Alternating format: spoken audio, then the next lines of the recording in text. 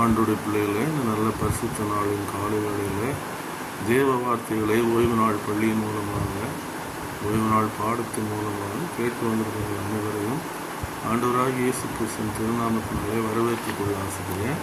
இந்த காலாண்டின் தலைப்பு 2025ஆம் ஆண்டு 2ஆம் காலாண்டின் தலைப்பை நீங்கள் அறிந்திருக்கிறீர்கள்.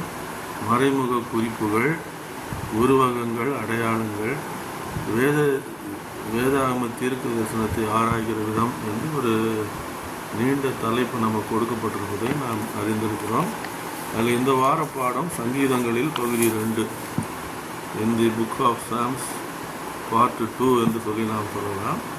சங்கீதங்களில் பகுதி 2 என்ற ஒரு தலைப்பு கொடுக்கப்பட்டது. தீர்க்க தரிசனங்கள் ஒப்புமையாக புதிய ஏற்பாட்டு தீர்க்க தரிசனங்களிலே உள்ள காரியங்கள் பழைய ஏற்பாட்டிலே சங்கீத புத்தகத்திலேயே அது தாவீது ராஜாவால் முன்னுரைக்கப்பட்டதையும் அதற்கொத்த அந்த வார்த்தைகள் இந்த சங்கீத புத்தகங்களிலே அவைகள் வெளிப்படுத்தப்பட்டிருப்பதையும் நம்மளால் அறிந்து கொள்ள முடிகிறது. இந்த 2 போன வார பாடத்திலும் இந்த வார பாடத்திலும் நமக்கு அந்த ஒப்புமைகள் கொடுக்கப்பட்டிருந்தது. புதிய ஏற்பாட்டு தீர்க்கதரிசன பகுதிகள் ஏற்கனவே பழைய ஏற்பாட்டிலே தாவீதாலும் தீர்க்கதரிசிகளாலும் பார்க்கப்பட்டவர்களாகவும் உரைக்கப்பட்டவர்களாகவும் அவர்கள் இருப்பதை நம்மால் அறிந்து கொள்ள முடிகிறது. இன்னைக்கு இந்த மனப்பாட வசனம் சங்கீதம் 67:3-4 நம்ம கொடுத்துருக்காங்க. தேவனே ஜனங்கள் உம்மை துதிப்பார்களாக, சகல ஜனங்களும் உம்மை துதிப்பார்களாக. தேவரீர் ஜனங்களை நிதானமாக நியாயம் தீர்த்து பூமியில் உள்ள ஜாதிகளை நடத்துவீர். அதனால் ஜாதிகள் சந்தோஷித்து கம்பீரத்தோடைய மகிழக்கடவர்கள். ஒரு அற்புதமான ஒரு தீர்க்க தரிசன பகுதியாக இருக்கிறது. கர்த்தர் எப்படி தன் ஜனங்களை வழி நடத்துவார் என்று சொல்லக்கூடிய அந்த ஒரு காரியம். அதில் எப்படி ஒப்புமைகளாக தீர்க்க தரிசனங்களிலே மற்ற தீர்க்க தரிசனம் எழுதின அந்த பகுதிகளிலே எப்படி இந்த சங்கீதங்கள் புஸ்தகமானது ஒத்து போகிறது, இல்லைன்னா அதே போல் வார்த்தைகள் பயன்படுத்தப்பட்டிருக்கிறது என்பது நமக்கு இந்த வார பாடம் தெளிவாக சொல்லுது. கண்களை மூடி கர்த்தரை நோக்கி ஜெபித்து நாம் தியானத்திற்குள்ளாக கடந்து செல்லலாம். மக உன்னதங்களில் வீற்றிருந்து பூமியின் மனுபுத்தர் எங்கள் மேல் கண்ணோக்கமாக இருக்கிற எங்கள் நல்ல ஆண்டவரே, இந்த நல்ல காலை வேளைக்கு அவனுக்கு நன்றி செலுத்துகிறோம். பரிசுத்த நாளின் காலை வேளையிலே வார்த்தைகளை நாங்கள் ஓய்வு நாள் பள்ளியின் மூலமாக ஆராய்ந்து பார்க்கத்தக்கதாக தேவன் எங்களுக்கு கொடுக்குற இந்த பெரிதான ஸ்லாக்கியத்திற்காக நன்றி செலுத்துகிறோம். அப்பா, இன்றைக்கு நாங்கள் தியானிக்க இருக்கிற இந்த வேத பகுதியில் ஆண்டவரே சங்கீதங்கள் புஸ்தகத்தில் 2ஆம் பகுதி என்று சில புதிய ஏற்பாட்டு தீர்க்க தரிசன பகுதிகளை இணைத்து நாங்கள் தியானிக்க இருக்கிறோம். பரிசுத்த ஆவியின் ஒத்தாசையும் வழி நடத்தும் கரமும் எங்களோடு தங்கியிருக்க வேண்டுமாக ஜெபிக்கிறோம். சுவாமி, பரிசுத்தாவின் வழி நடத்துறதுனாலே ஆண்டவரே நாங்கள் இந்த வார பாடத்தின் ஆழ்ந்த கருத்துக்களை விளங்கிக் கொள்ள நீ உதவி செய்ய வேண்டுமாக ஜெபிக்கிறோம். இயேசுவின் இன்ப நாமத்திலே வேண்டுகிறோம், அன்புள்ள பிதாவே, ஆமென். அருமையான ஆண்டுடைய பிள்ளைங்க, இந்த மனப்பாட வசனத்தின்படி எப்படி அவர் நியாயம் தீர்த்து நிதானத்தோடு ஜனங்களை வழி நடத்துவார் என்று சொல்லப்பட்டிருப்பதை நம்மால் அறிந்து கொள்ள முடிகிறது. விசேஷமாக இந்த தீர்க்க தரிசன பகுதிகள் தானியேல் வெளிப்படுத்தலாம் இந்த ஆண்டுகள், மிருகங்கள், இன்னும் உருவகங்களாக சொல்லப்பட்டவைகள் தவிர இன்னும் அநேக காரியங்கள் சொல்லப்பட்டிருப்பதை நாம் பார்க்கிறோம். அது என்ன அப்படின்னு சொன்னீங்கன்னா, உங்களுக்கு நியாய தீர்ப்பின் தன்மை சொல்லப்பட்டிருக்குது, அநியாயத்தினுடைய தன்மை எப்படிப்பட்டது, உபத்திரம் உட்பட ஏராளமான அநேக காரியங்கள் என்ன செஞ்சுருக்காங்க. பாவம், உபத்திரவம், நியாய தீர்ப்பு இவைகளும் அவைகளில் என்ன பண்ணப்பட்டிருக்கு, அடங்கி இருப்பதை நாம் பார்க்கிறோம். தீர்க்க தரிசன பகுதிகளிலே தானியேல் அது மாத்திரம் முக்கியம் இல்லை. ஆண்டுகள், இந்த உருவகங்கள், இமேஜஸ் அதெல்லாம் மட்டும் முக்கியம் கிடையாது. இன்னும் நிறைய செய்திகள் என்ன பண்ணியிருக்காங்க, நியாய தீர்ப்பின் செய்திகளும் நமக்கு உலகத்தில் நடைபெறக்கூடிய உபத்திரவங்கள், உலகத்தில் நடைபெறக்கூடிய அக்கிரமங்கள், அதிலிருந்து கர்த்தருடைய பிள்ளைகள் எப்படி தங்களை விலக்கி காத்து கொள்ள வேண்டும் என்று சொல்லக்கூடிய காரியங்கள் என அநேக காரியங்கள் நமக்கு என்ன பண்ணப்பட்டிருக்கு இந்த புத்தகங்களில், இந்த தீர்க்க தரிசன பகுதிகளிலே நமக்கு அறிவுறுத்தப்பட்டிருப்பதை நம்மால் பார்க்க முடிகிறது. ஞாயிற்றுக்கிழமை பாடத்தில் ஆபத்து காலத்தில் அனுகூலமான துணை சங்கீதங்கள் 46வது சங்கீதத்தை நமக்கு ஆராய்ச்சிக்காக ஞாயிற்றுக்கிழமை பாடத்தில் கொடுக்கப்பட்டிருப்பதை நாம் பார்க்கிறோம். இந்த 46வது சங்கீதத்தில் நாம் பார்க்கும்பொழுது எபிரேயர் புத்தகத்தில் இருக்கிற சில காரியங்கள் ஒத்து சொல்லுகிறதே இல்லையா. பவுல் எழுதின காரியங்களோடு பவுலுக்கும் சங்கீதக்காரனுக்கும் ஏறக்குறைய 900 இயர்ஸ் 900 ஆண்டுகள் வித்தியாசம் இருந்ததை நாம் அறிந்திருக்கிறோம். சற்று அதிகமாக 900 ஆண்டுகளுக்கு சற்று அதிகமாக இடைவெளி இருந்திருக்கிறது. இருந்தாலும் கூட இந்த தாவீது ராஜா சொன்ன காரியங்கள் எபிரேய புத்தகத்திலே புதிய ஏற்பாட்டிலே மிக தெளிவாக அவைகள் நிறைவேறுவதை நம்மால் பார்க்க முடிகிறது. அதில் ஒரு காரியம் என்னவென்றால் அவர் சொல்லுகிறார் இந்த 46வது சங்கீதத்தில், உலகத்தில் வந்துங்க கஷ்டங்களே இருக்காது அப்படின்னு அவர் சொல்லலை தானே. 46ஆம் சங்கீதத்தில் நான் வாசிக்கும் பொழுது அங்கே நமக்கு ஒரு விசேஷித்த காரியம், உலகம் எப்படிப்பட்டதாக இருக்கும், அதன் மத்தியிலே கர்த்தருடைய பிள்ளைகள் எப்படி விடுவிக்கப்படுவார்கள், பாதுகாக்கப்படுவார்கள் என்பதை குறித்த ஒரு தீர்க்க தரிசன பகுதியாக அடங்கியிருப்பதை நாம் பார்க்கிறோம் இல்லையா. தேவன் நமக்கு அடைக்கலமும் பலனும், ஆபத்து காலத்தில் அனுகூலமான துணையுமானவர். ஆகையால் பூமி நிலை மாறினாலும் மலைகள் நடு சமுத்திரத்தில், இதெல்லாம் ஆண்டவராக இயேசு கிறிஸ்து 2ஆம் வருகையிலே நடைபெற போகிற காரியம் இல்லையா. பேதுரு சொல்கிறார், நாளிலே பூதங்கள் உருகி போகும், மடமடவென்று அகன்று போகும் வானம் சொல்கிறார் இல்லையா. அந்த தீர்க்க தரிசன பகுதியை ஏற்கனவே சாதாரணமான விதத்திலே இந்த தாவீது ராஜா அதே போல் ஒரு எக்ஸ்பிரஷன்ஸை தமது எழுத்துக்களில் என்ன பண்ணுறாரு, தாவீது கொடுப்பதை நம்மால் அறிந்து கொள்வார். சொல்லுகிறார், பூமி நிலை மாறினாலும் மலைகள் நடு சமுத்திரத்தில் சாய்ந்து போனால், இதெல்லாம் எப்போ எப்போ நடக்க போகுது, ஆண்டவராக இயேசு கிறிஸ்துடைய 2ஆம் வருகையிலே நடைபெறப்போகிற சில காரியங்கள் என்று பார்த்து, ஜலங்கள் கொந்தளித்து பொங்கி பெருக்கினால் பர்வதங்கள் அதிர்ந்தாலும் நாம் பயப்படுவோம். அதெல்லாம் கிறிஸ்துவானவருடைய 2ஆம் வருகையிலே நடைபெறப்போகிற காரியங்கள். இவைகளை தாவீதே என்ன செய்கிறார், முன்னறிவிக்கத்தக்கதாக. நாம் நினச்சிட்டு இருக்கோம் பேதுருல தான் இருக்குது, இல்லைன்னா மத்திய 24 தான் ஆண்டவர் சொல்லியிருக்காரு அப்படின்னு நம்ம நினைப்போம் சில நேரத்தில். ஆனால் அது அப்படி அல்ல. ஏற்கனவே பழைய ஏற்பாட்டிலேயே அநேக இடங்களிலே, இந்த ஒரு இடம் அநேக இடங்களிலே இந்த தீர்க்கதரிசிகள் மூலமாக தாவீதும் ஒரு தீர்க்கதரிசியாக இருந்திருக்கிறார். அவருக்கு வெளிப்படுத்தப்பட்ட அந்த வெளிப்படுத்தலின்படி எப்படி இருக்கும் இந்த பூமி என்று சொல்லி அவர் சொல்லத்தக்கதாக இல்லையா. கடைசியில் அவர் என்ன செய்கிறார், பரலோகத்தில் உள்ள அந்த ஜீவ நதியை பற்றியும் அவர் எழுதுவதை அதன் நீர்க்கால்கள் தேவனுடைய நகரத்தையும் உன்னதமான ஒரு வாசம் பண்ணும் பரிசுத்த ஸ்தலத்தையும் சந்தோஷிப்பிக்கும் இல்லையா. ஜீவ நதியானது புறப்பட்டு போனது என்று நாம் வாசிக்கிறோமே எசேக்கியேலிலும் வெளிப்பட்டு விசேஷத்திலும். அவைகள் இங்கே தீர்க்க தரிசனங்களாக தாவீதாலே முன்னறிவிக்கப்படத்தக்கதாக அதுதானே. இப்போ சங்கீதங்கள் புஸ்தகத்தை நாம் ஆராய்ச்சி செய்யும்பொழுது புதிய ஏற்பாட்டிலே சொல்லப்பட்ட தீர்க்க தரிசனங்களின் அநேக பகுதிகளை அவர்கள் சாதாரணமாகவே எழுத்துக்களிலே எழுதி சென்று விட்டிருப்பதை நாம் பார்க்கிறோம். அவர் தாவீது ஒரு ராஜா இல்லையா. அந்த எபிரேய சாம்ராஜ்யத்திற்கு அவர் ஒரு அடிக்கல் நாட்டுகிறார். அவர் தான் அந்த அப்சல்யூட் மொனார்கி இல்லையென்றால் நிலையான முடியாட்சியை அந்த எபிரேய ராஜ்யத்திலே ஏற்படுத்தி வைத்தவர். இஸ்ரேலர்கள் 400 வருஷங்கள் அதுக்கப்புறம் ஆட்சி செய்தாங்க அரசர்கள். 400 இயர்ஸ் டேவிட்டுக்கு அப்புறம், தாவீதுக்கு அப்புறம் ஆட்சி செய்கிறவங்க தொடர்ந்து வந்துக்கிட்டே இருந்தாங்க. அப்படிப்பட்ட ஒரு மனிதன் தீர்க்கதரிசியாகவும் அவர் இருந்திருக்கிறார். வெறும் சங்கீதங்கள் மாத்திரமல்ல, பாடகர் மாத்திரமல்ல, ராஜா மாத்திரமல்ல, அவர் ஒரு தீர்க்கதரிசியாக இருந்து புதிய ஏற்பாட்டிலே தரிசனங்களிலே கொடுக்கப்பட்டதெல்லாம் பழைய ஏற்பாட்டிலும் தரிசனங்களிலே கொடுக்கப்பட்ட அந்த பகுதிகளை இவர் சாதாரணமாகவே தனது சங்கீதங்களிலே குறிப்பிடத்தக்கதாக ஒரு அற்புதமான ஒரு ஞானத்தையும் வெளிச்சத்தையும் தேவன் என்ன செய்தார், இந்த தாவீது கொடுத்ததை நாம் பார்க்க. அவர் சொல்லுகிறார், தேவன் அதன் நடுவில் இருக்கிறார், அது அசையாது, அதிகாலையிலே தேவன் அதற்கு சகாயம் பண்ணுவார் அப்படின்னு சொல்லி பூமியிலே பாழ்கடிப்புகளை பூமியின் கடைமுனை மட்டும் யுத்தங்களை ஓய பண்ணுகிறார், வில்லை ஒடித்து ஈட்டியை முறிக்கிறார். இதெல்லாம் நீங்கள் பார்க்கும்போதுங்க கடைசி காலத்திற்கான தீர்க்கதரிசன பகுதிகள் முன்குறிக்கப்பட்டு தாவீதாலே அவைகள் என்ன பண்ணப்பட்டிருக்கு, ஏற்கனவே அவைகள் சொல்லப்பட்டிருப்பதை நம்மால் பார்க்க. இதெல்லாம் 2ஆம் வருகையில் நடைபெற போகிற காரியங்களே தாவீதே என்ன செய்கிறார், அதை அவர் எழுதத்தக்கதாக.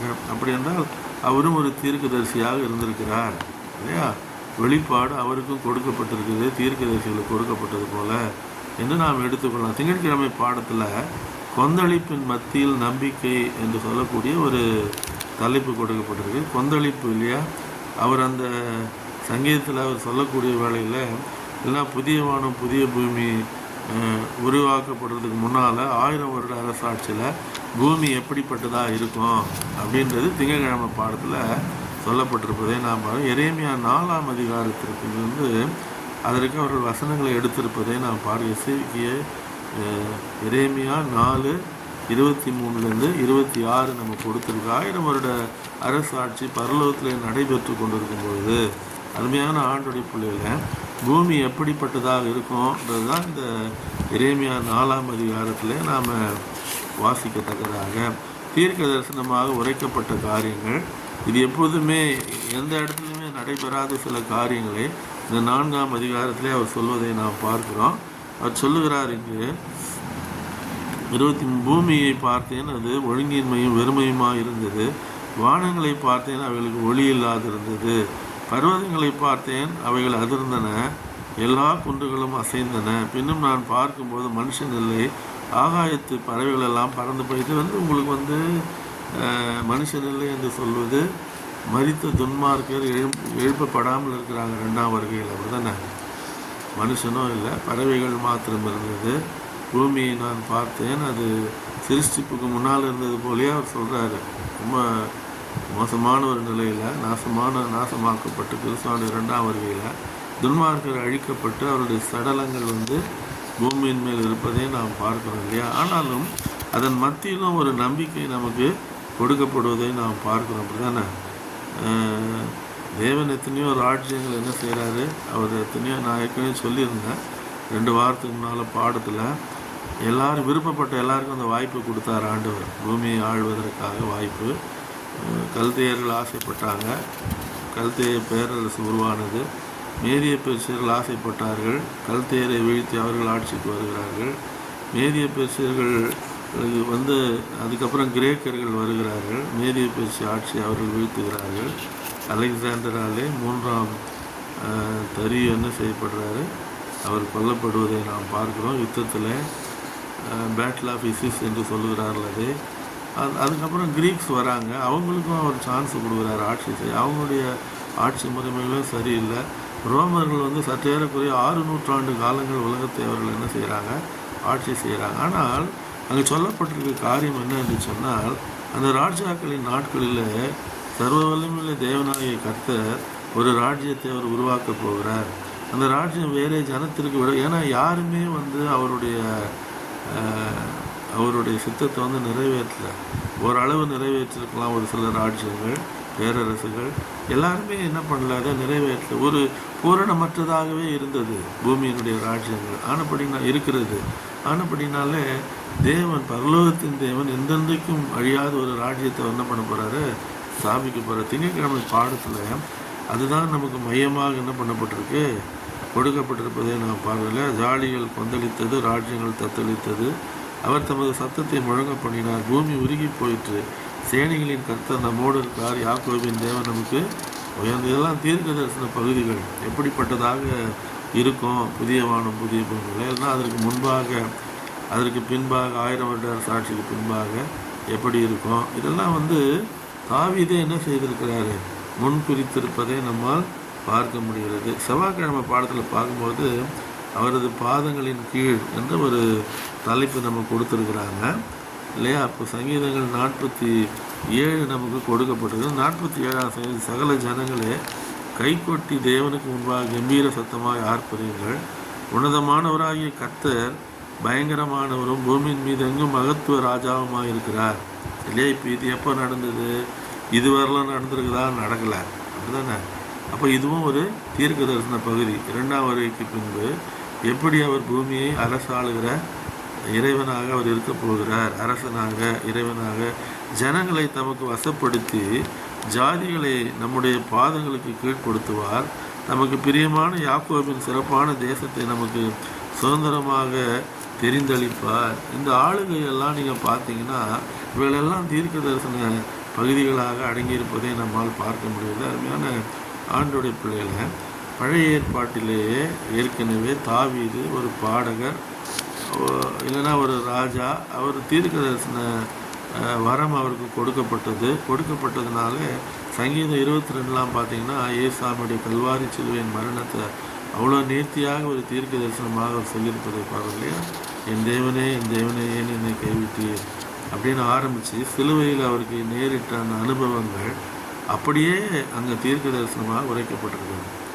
தாவீது ராஜாவை நாம் ராஜாவாக பார்க்கிறோம், பாடகராக பார்க்கிறோம். இதை தவிர அவரை வந்து ஒரு தீர்க்கதரிசியாக நம்ம பார்க்கறது கிடையாது. ஆனால் நிறைய காரியங்களை அவர் என்ன செய்திருக்காரு, தீர்க்க தரிசனமாக அவர் முன்னறிவித்திருப்பதை நம்ம, அதனால தான் இந்த 2 வாரமாக பாடங்களில் நமக்கு சங்கீதங்களில் பகுதி 1 பகுதி 2 நமக்கு கொடுத்துருக்காங்க தானே.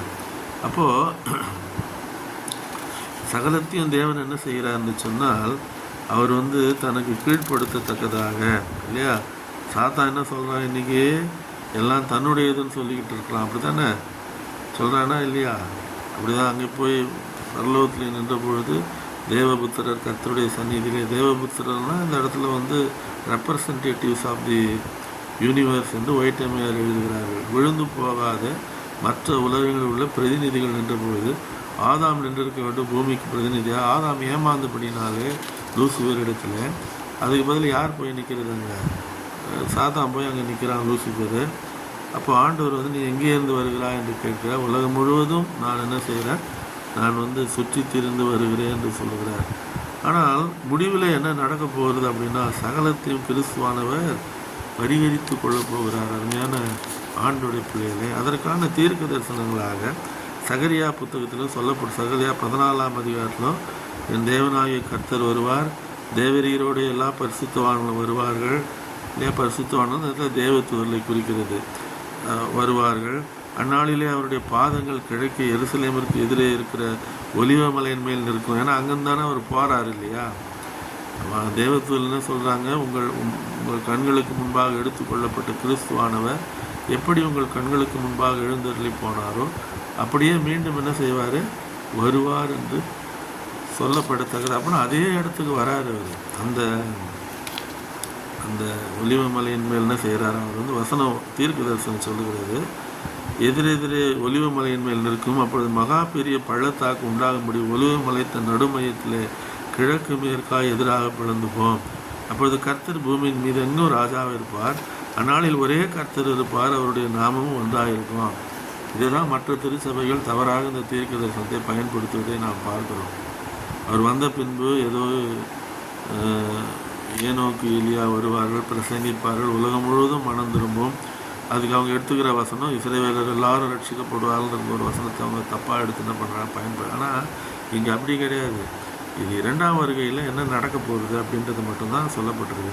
புதிய பூமியிலும் புதிய வானத்திலும் அவர் தான் என்ன செய்வார், புதிய எருசலேமிலும் ராஜாவாக வீற்றிருப்பார். அப்படி எடுத்துக்கொள்ள வேண்டும் அந்த வசனத்தை. அதுக்கப்புறம் என்ன ஒரு பிரசங்கம் பண்ணி மனம் திரும்புதெல்லாம் நடக்காது. இன்றைக்கி அநேக ஆவேசமார்க்க திருச்சபைகளே அப்படிப்பட்ட கோட்பாடுகள் அவர்கள் வைத்திருக்கிறார். அவருடைய புத்தகம் ஒன்றை நான் படித்ததுனால சொல்கிறேன். சிபிஎம் உடைய புஸ்தகம் ஒன்று, அவங்களுடைய டாக்ட்ரினல் புக்கு, அதெல்லாம் கூட நான் வாசிப்பேன். அது எப்படி தவறான கருத்துக்கள், செவன்த் அட்வென்டிஸ்ட் திருச்சபை இது மாத்திரம் எப்படி சரியான இன்டர்பிரிட்டேஷன்ன்றதை நம்ம அறிஞ்சிக்கலாம் மற்றவங்க புஸ்தகத்தை படிக்கும் பொழுது. இப்போ அவங்க வந்து அப்படி சொல்கிறாங்க. சிலர் வந்து ஒவ்வொருத்தர் ஒரு கருத்துக்களை வச்சுருக்காங்க. ஏனோக்கு எலியா மீண்டும் வருவதாகவும் 7 ஆண்டுகள் இயேசுவானவர் பூமியிலிருந்து பிரசங்கிக்க போவதாகவும், இதெல்லாம் நடக்க போகிறதே கிடையாது. அப்படி தானே வசனம் என்ன சொல்கிறது, கர்த்தர் தாமே இறங்கி வருவார்.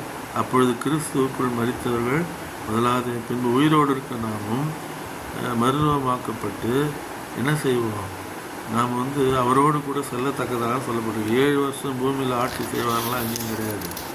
அப்படிதானே தப்பான புரிந்து கொள்வது, தப்பான இன்டர்பிரிட்டேஷன், அதெல்லாம் நிறைய தவறான போதனைகள் உலகத்திலேருந்து ஆவேசமார்க்க சகோதரர்களாலே, ஊழியர்களாலே, சபைகளாலே உருவாக்கப்பட்டிருப்பதை நம்மால் பார்க்க முடிகிறது. அருமையான ஆண்டோடைய பிள்ளைங்க, புதன்கிழமை பாடத்தில் நம்ம பார்க்கும் பொழுது மிக தெளிவாக அந்த இடத்துல நமக்கு சங்கீதம் 75 நியாய தீர்ப்பை பற்றி, துன்மார்க்கருடைய அழிவை பற்றி சொல்லப்பட்டிருப்பதை நான் பார்ப்பேன். சனகரிப் ராஜாவாக இருந்தபோது அசீரியாவிலே அந்த இராணுவம் எசேக்கியா அப்பொழுது எருசலேமிலே ராஜாவாக இருக்கிறார்.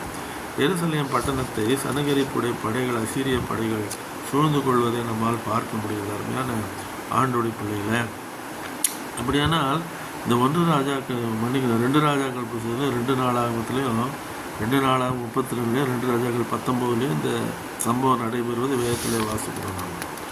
அப்படிதானே. ஆனால் என்ன நடக்குது, கடைசியில் தேவ ஜனங்கள் விடுதலை ஆக்கப்படுறாங்க இல்லையா.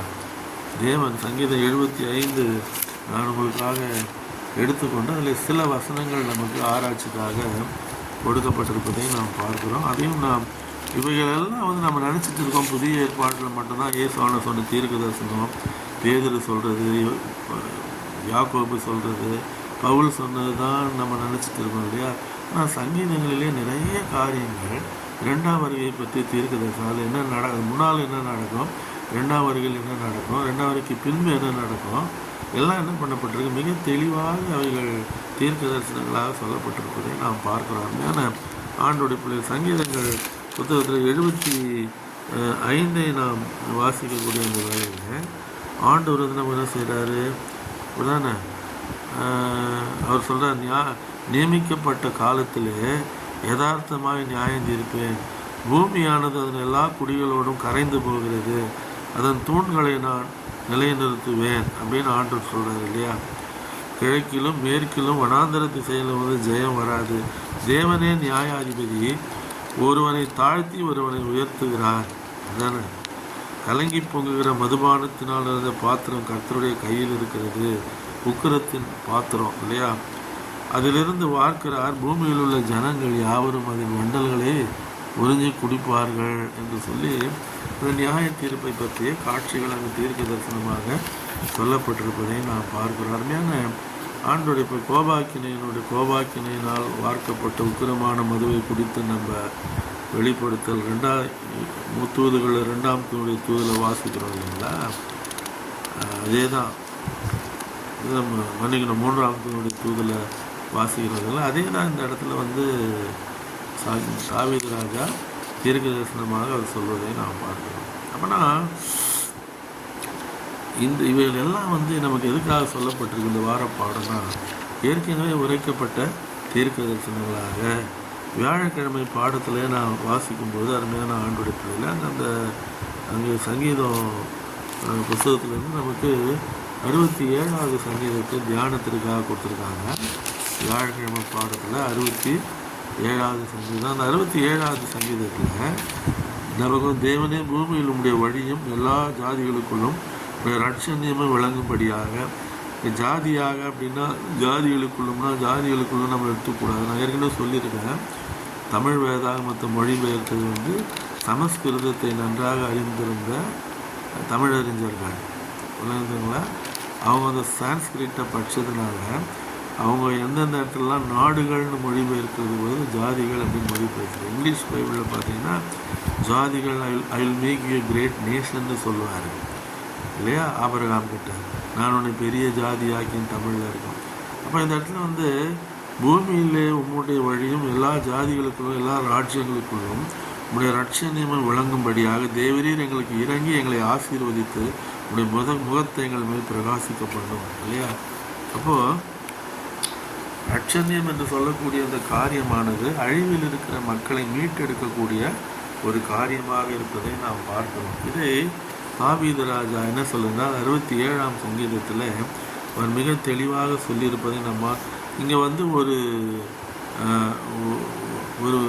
ஒரு பெயிண்ட்டை பற்றி சொல்லியிருக்காங்க. வியாழக்கிழமை பாடத்தில் ஒளி உட்புகாதபடி இருக்கக்கூடிய சில பெயிண்ட்டுங்க தயாரிக்கப்பட்டது ஒரு குறிப்பிட்ட ஒரு நிறுவனத்தால் என்று சொல்லி, கட்டுமான நிறுவனத்தால் என்று சொல்லி வியாழக்கிழமை பாடத்தில் நமக்கு ஒரு விளக்கம் கூடாது. இது போல் கிறிஸ்துவானுடைய மகிமையின் ஒளி இல்லையா, அது மேல் பிரகாசிக்காதபடிக்கு என்ன பாவம் நம்மை மூடியிருப்பதை நாம் பார்க்கிறோம் இல்லையா. அவர் இடத்தில் இருக்கிற அந்த வெளிச்சத்தை நம்ம உள்வாங்கி பிரகாசிப்பிக்கிற பிள்ளைகளாக நாம் என்ன பண்ணணும், காணப்பட வேண்டும் என்பது இந்த வியாழக்கிழமை பாடத்திலே சொல்லப்பட்டிருப்பதை நாம் பார்க்கிறோம் இல்லையா.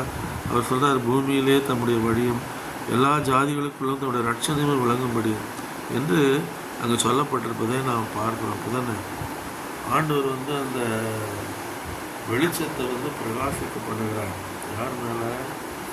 தேவ ஜனங்கள் மேலே, தேவ பிள்ளைகள் மேலே, ரட்சிக்கப்படுகிற ஆண்டவருடைய பிள்ளைகள் மேல் உங்களுடைய ரட்சணையை விளங்கும்படி அப்படின்னு வியாழக்கிழமை தலைப்பு கொடுத்துருக்காங்க.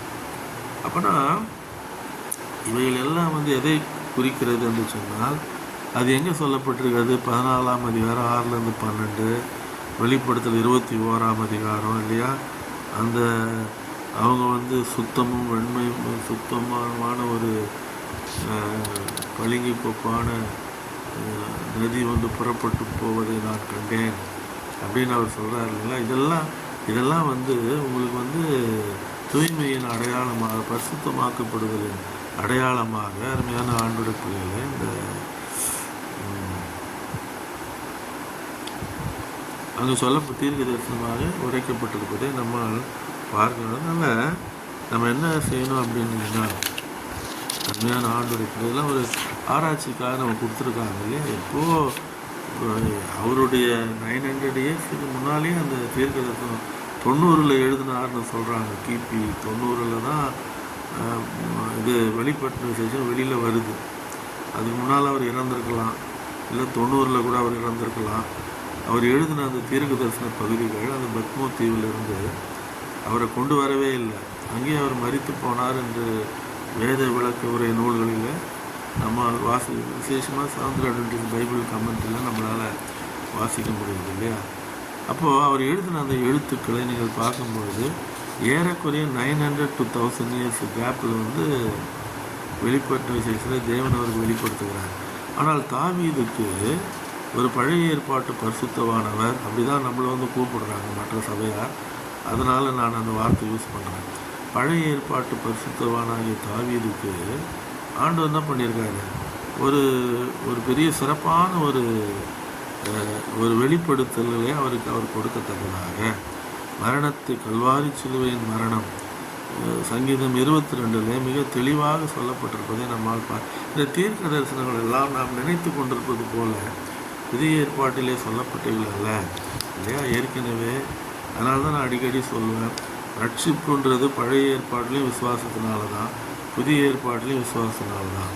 எபிரேயர் 11 வாசிக்கிறோம் இல்லையா. நம்ம விசுவாசத்தினாலே நோவா, விசுவாசத்தினாலே ஆபேல், விசுவாசத்தினாலே ஆபிரகாம். அது எந்த ஏற்பாட்டில் இருந்தவங்களாக இருந்தாலும் சரி, இனி ஒரு ஏற்பாடு வராது, அப்படியே வந்தாலும் அதிலும் ரட்சிப்பு விசுவாசத்தினால்தான். அப்போனா அவங்களுக்கு புதிய ஏற்பாட்டு தீர்க்கதரிசிகளுக்கு கொடுக்கப்பட்ட அதே காரியங்கள் பேதுரு சொல்கிறாரு, மலைகள் எல்லாம் சமுத்திரத்தில் சுருட்டப்பட்ட வானம் சுருட்டப்பட்ட புஸ்தகம் போலாகி விலகி போயிட்டு இல்லையா. மலைகள் குண்டுகளெல்லாம் அதிர்ந்தன.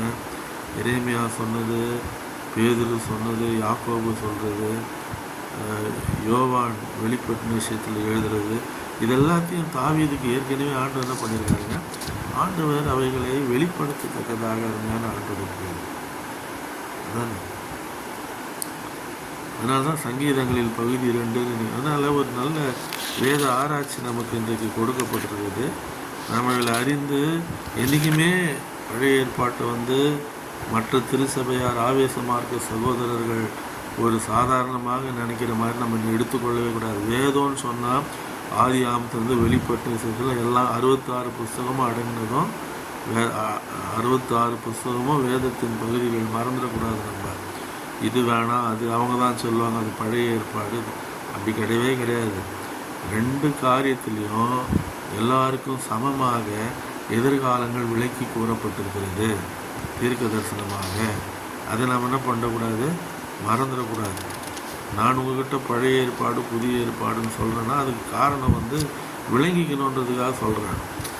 ஆனால் அவங்க அப்படி சொல்ல, டெஸ்ட்ரக்டிவ் ஐடியா அது அவங்க சொல்கிறது, அது வேண்டாம் இது வேணாம் விளங்குதுங்களா. நான் அதனால் ஏற்கனவே வெளியாக்கப்பட்ட காரியங்கள் இதை நாம் பார்க்குறோம். ஆனால் நம்ம வந்து வெளிப்பட்ட சீரியஸாக எடுத்துக்கிற மாதிரி தானியேல் புஸ்தகத்தை எடுத்துக்கிற மாதிரி சங்கீதங்கள் புஸ்தகத்தை எடுத்துக்கிறது கிடையாது. ஏதோ ஒரு பாட்டு மாதிரி இருக்கிறதுனால அப்படி கிடையாது. அவர் ஒரு தீர்க்கதரிசியாக இருந்திருக்கிறார், வெளிப்படுத்தப்பட்டிருக்கிறார். பிரார்த்தனை செய்வோம். மகா உன்னதங்களில் வீற்றிருந்து பூமியின் மனுபுத்தராகி எங்கள் மேல் கண்ணோக்கமாக இருக்கிற எங்கள் நல்ல ஆண்டவரை இந்த நல்ல பரிசுத்த நாளின் மத்தியான வேலைக்காக நமக்கு நன்றி செலுத்துகிறோம். அப்பா, வேதத்துள்ள அதிசயங்களை பார்க்க முடியும் கண்களை திறந்தள்ளும் என்று தாவீது சொன்ன வண்ணமாக ஆண்டவரே, அவர் ஒரு சாதாரண பாடகர் மாத்திரமல்ல, ஒரு கவிதைகள் எழுதக்கூடியவர் மாத்திரமல்ல, ஒரு புலவர் மாத்திரமல்ல, ராஜா மாத்திரமல்ல, ஒரு தீர்க்கதரிசியாக இருந்த ஆண்டவரே அநேக காரியங்களை புதிய ஏற்பாட்டிலே வெளிப்பட்ட விசேஷத்தில் சொல்லப்பட்டிருக்க அநேக காரியங்களை விளக்கங்களை அவர் ஏற்கனவே கொடுத்திருப்பதை நாங்கள் வாசிக்கிறோம். விசேஷமாக நம்முடைய திருக்குமாருடைய திருவருகையை பற்றிய அந்த காரியங்களையும் அவர் சொல்லியிருப்பதை நாங்கள் வாசிக்கிறோம். வாசித்து அறிந்து கொண்டு எங்களை விசுவாசத்திலே பலப்படுத்தி கொண்டு ஆண்டவரே இது வேறு அது வேறு என்று பிரியாதபடிக்கு வேதத்தின் பகுதியில் எல்லாமே பரிசுத்தாவினால் அருளப்பட்டது என்பதை உணர்ந்த ஆண்டவரே பிறருக்கும் அதை எடுத்து சொல்ல நீர் எங்களுக்கு கிருபை செய்ய வேண்டுமாக ஜெபிக்கிறோம். ஆசீர்வாதத்தை கொடுத்ததற்காக இந்த வார தியானத்தை உங்களுக்கு நன்றி செலுத்துகிறோம். தொடர்ந்து கிருபை எங்களோடு எங்களை வழிநடத்தி செல்லட்டும். இயேசுவின் இன்ப நாமத்திலே வேண்டுகிறோம் அன்புள்ள பிதாவே. ஆமென்.